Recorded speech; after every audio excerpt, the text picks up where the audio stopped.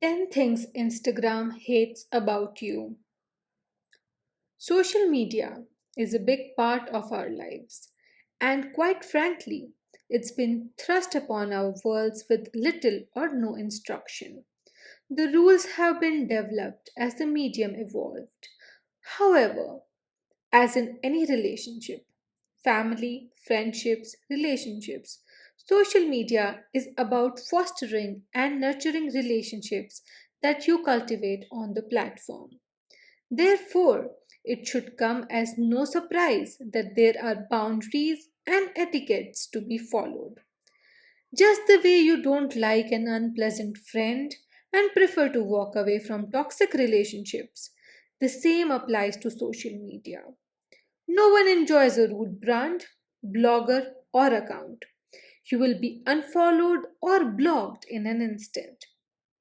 If you are trying to grow your community and establish your credibility on social media, you want to avoid making following mistakes.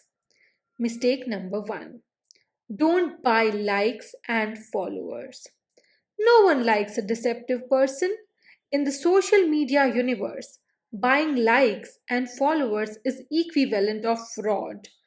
Instagram is a platform where authentic connections are your real currency. Buying likes and followers will not get you the engagement and will do more harm to your brand than good. As an influencer, you will discredit your own value if you cannot organically connect and engage with your audience. In fact, Instagram takes the fraudulent activity seriously and has taken steps to reduce inauthenticity by removing artificial likes, comments, and accounts. Example: WeWork has built an international community across the globe through its social media efforts that goes beyond the product and focuses on brand values and its community. They promote collaboration, creativity, and compassion amongst their community. Takeaway: below are a few ways to organically engage on the platform. 1. Share compelling content. 2. Build engagement by responding to audience comments. 3. Run contests. 4. Use relevant hashtags. 5.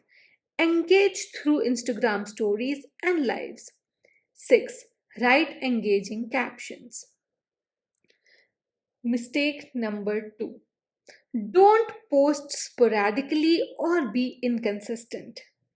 Once you have a content strategy in place and know your brand messaging and tone inside out, the next step is scheduling, the backbone of creating content for your audience. Know your goal, know your audience, and create relevant, entertaining content. The two golden rules are: be consistent and be authentic. Have an editorial calendar in place to ensure that you post regularly.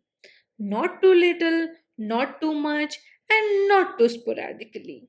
This also helps you plan your creative assets and leaves room to include a diverse range of content like stories, posts, contests, how to, demonstration videos, and behind the scenes. There is also such a thing as too much content. Know your audience and know that they have short attention spans.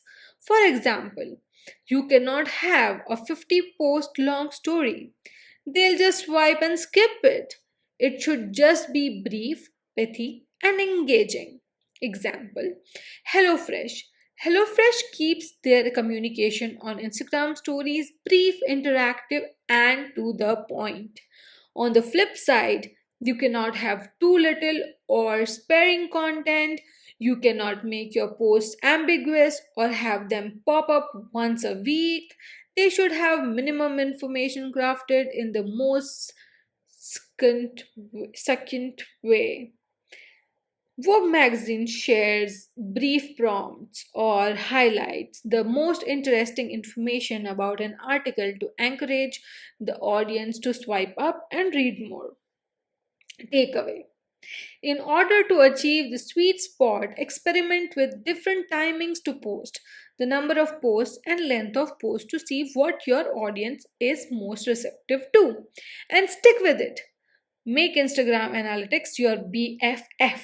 Remember, each piece of content that you put out there should add value to your audience. Third thing, don't use content not native to the platform. Social media is not like any conventional form of media, which is why you need to use tools native to the platform. If you want to promote your content and grow organically, you need to blend into the platform. Definitely stand out in terms of the content you create by all means, but do so using existing tools. Example, all the good brands make use of Instagram fonts, color palette, interactive tools, and stickers available to them. Below is an example of a story by New York Times that makes use of native fonts and type format on Instagram. So, takeaway, don't always post landscape photographs on Instagram. It's a vertical friendly platform. Try and use Instagram's native fonts in the most creative way. Don't use heavily photoshopped and glammed up images on Instagram.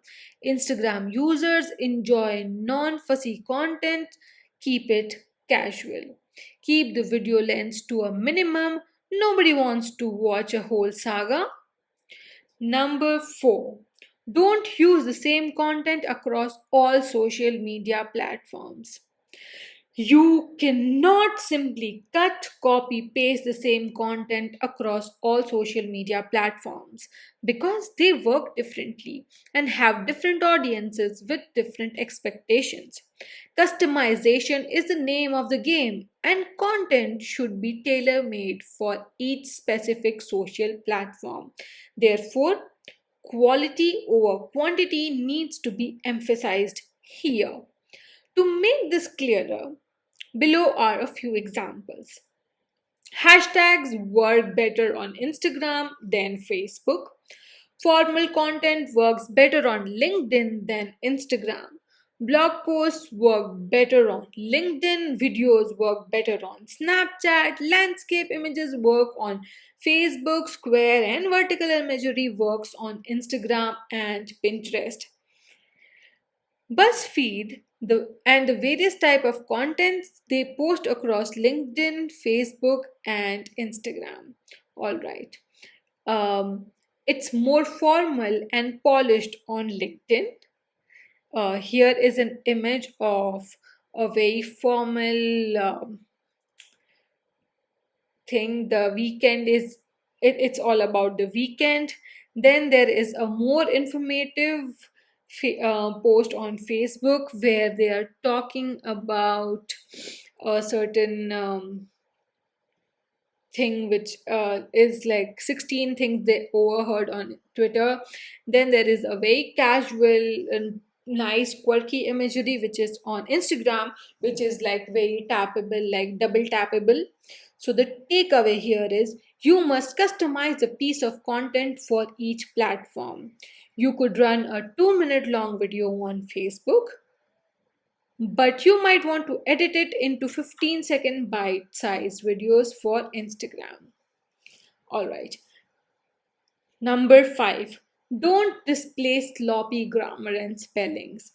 Imagine this. You labor to come up with a kick-ass content strategy. You design perfect creative assets and you write funniest captions, but you forget to proofread it. What your audience takes away is that you are sloppy, and one grammatical error, or spelling mistake, or poorly constructed caption is all it takes to ruin your first impression. Takeaway, don't blow dry your grammar. While proofreading is not too much of a fun process, always double, triple check your captions and spell check, spell check. Number 6, don't ignore your audience. Not only it very demanding to create original content every day, it's also a more solitary experience just posting one's own content. In order to grow your community, curate content from accounts that you find inspirational and relevant. Also, repost user generated content. Example: Starbucks always regrams their community's content, and it's a great way of showing the brand's appreciation for its audience. Takeaway: be inclusive, make user generated content a part of your strategy. It not only helps you fill your content calendar, it also enables high engagement with your community. Don't be clueless about your audience. Number 7. Don't be clueless about your audience. This is crucial. You cannot you cannot please everyone. Thus, everyone is not your audience. Also, in order to craft content for a specific audience, you need to know who you are addressing. Defining your audience gives you a solid springboard to focus your content. Your core audience is also who you want to engage with and get feedback from. It gives you the opportunity to listen to them, understand their needs, which would be beneficial for any brand. Madewell knows its audience well. The clothes they like, the food they enjoy, and the books they'd like to read. They listen, appreciate, and share what they think might interest their audience. Takeaway: know your audience and know your goal. Without that, you are just a blind man in a sea of content, and honestly, that's a waste of your time and effort. Number 8. Don't be a dinosaur. You don't want to be known as the fuzzy duddy brand on Instagram. Other than that, it's a platform that allows brands to experiment, take the risk, and try new features. Be bold and experiment with stories, Instagram lives, any new feature like question stickers that they launch. Your audience wants you to be a relevant brand. Example: Urban Outfitter experiments with many Instagram tools like question sticker. There is an example where they have asked a question. All right. Number 9. Don't be a loner. This is a this is customer care 5.0.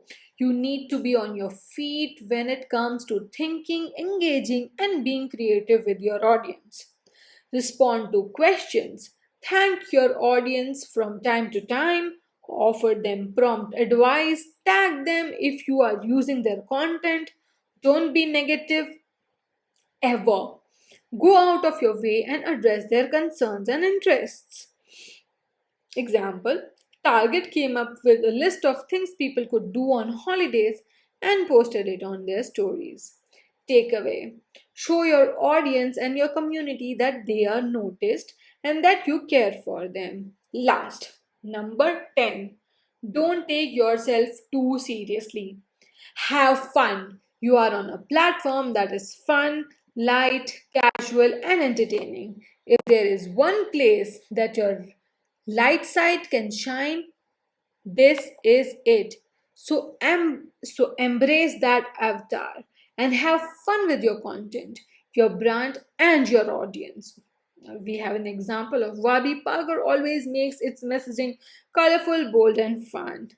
There is this lovely, like cutest dog wearing a specs in their image. All right, takeaway: be yourself and keep it casual. If you have any further pointers on things to avoid on social media or any further etiquettes to share, please mention them in the comments. Thank you so much for listening.